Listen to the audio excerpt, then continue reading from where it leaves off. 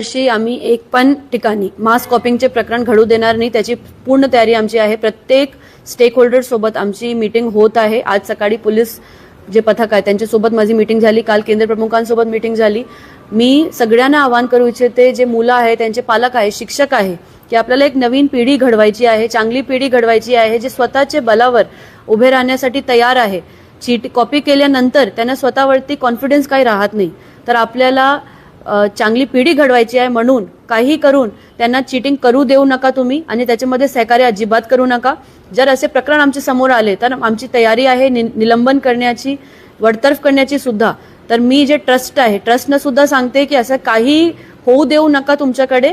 आमचे पूर्ण पथक तिथे फिरणार आहे, तयार राहणार आहे। आम्ही सीसीटीव्ही प्रत्येक खोलीमध्ये सीसीटीव्ही लावलेले आहेत, पोस्टर्स लावणार आम्ही, आणि ड्रोनचा सुद्धा वापर करणार, कारवाई फौजदारी कारवाई करणार। जे काही शक्य आहे ते आम्ही करणार, पण या वर्षी जालन्यामध्ये एक पण चीटिंगचे प्रकार आम्ही घडू देणार नाही। आणि जर अशी माहिती कोणाकडे आहे तर आमच्यापर्यंत पोहोचवा, असं पण मी आवाहन करते। धन्यवाद।